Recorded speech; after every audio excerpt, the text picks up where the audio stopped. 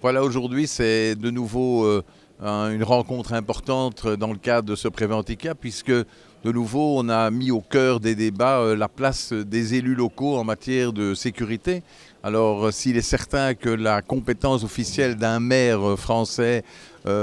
sénégalais, ivoirien, belge ou québécois n'est pas par la loi la même chose, ce sont par contre des niveaux qui reçoivent et qui recueillent incontestablement ce qui marche dans leur commune, mais aussi ce qui ne marche pas. Et donc parfois ils sont particulièrement en situation de manque de moyens, puisque aujourd'hui on est quand même confronté à une crise des financements publics et très souvent les communes dans nos pays ont difficile à répondre à ce défi de la sécurité. Et c'est d'autant plus dommageable qu'on a aussi une fâcheuse tendance, on l'a vu ici dans le cadre des débats, à ce qu'une série de problématiques, par exemple la question de l'accueil des candidats réfugiés, la gestion de l'ordre public, les questions d'accidents industriels, très souvent on se retourne vers les maires et vers les bourgmestres pour voir qu'est-ce qu'ils vont faire, qu'est-ce qu'ils vont prendre comme initiative. Or, malheureusement, la crise de financement public montre qu'on a un peu tendance au niveau de national à déléguer vers le niveau local, alors que le local n'en a pas pleinement les moyens.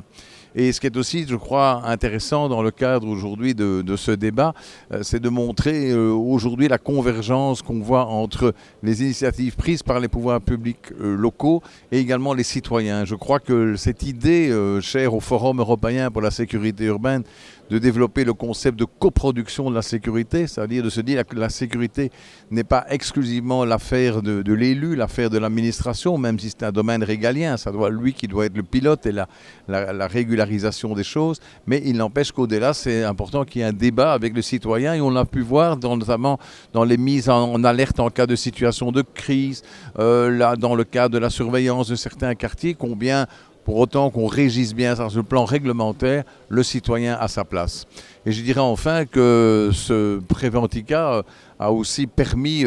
également les assises globales de la sécurité, cet échange avec les pays d'Afrique, où là aussi nous voyons maintenant, après les Préventica de Dakar, du Maroc, on voit un prochain Préventica Côte d'Ivoire qui commence à se dessiner, c'est effectivement l'idée de confronter des regards croisés de part et d'autre de la Méditerranée. On a vu que sur la question du hooliganisme, c'était un problème majeur au Maroc. C'était intéressant d'avoir l'échange avec les promoteurs des dispositifs de prévention de la police belge,